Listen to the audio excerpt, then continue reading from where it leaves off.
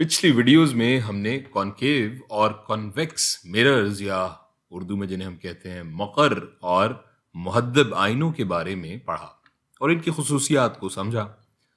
इन दोनों आइनों की शक्ल की मुनासबत से हम मजीद दो किस्म के आइनों की बात करेंगे इस वीडियो में। पैराबोलिक मिरर्स या उर्दू में जिन्हें हम कहेंगे शलजमी आईने, और स्फेरिकल मिरर्स या उर्दू में जिन्हें हम कहेंगे कुर्रवी आईने।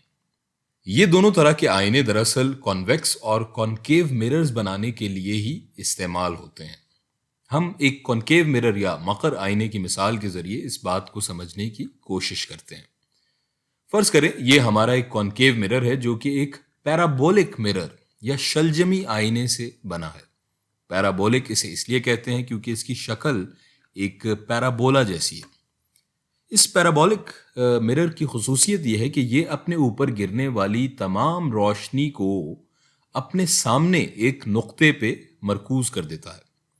पैराबोलिक मिरर्स ये काम बहुत मौसर और मुस्तैद तौर पर करते हैं, लेकिन इस शक्ल के आईनों को बनाना निस्बतन मुश्किल और महंगा काम है, क्योंकि ये शलजमी या पैराबोलिक शक्ल लंबाई और गोलाई का एक बड़ा नपा तुला इम्तजाज है। यहीं अगर आप गौर करें तो मरकज में ये हमें गोल या स्फेरिकल शक्ल नजर आती है, जबकि किनारों पर ये गोल कम और लंबी और हमवार हमें ज्यादा नजर आती है। सो इस तरह के आईने ज्योमेट्रिकल और मैथमेटिकल प्रिसिशन के साथ बनाना जरा बारीक और मेहनत तलब काम है, और जाहिर है जहां मेहनत, महारत और वक्त लगता है वहां पैसा भी ज्यादा लगता है। सो यहां आते हैं जनाब हमारे स्फेरिकल मिरर्स या कुर्रवी आईने।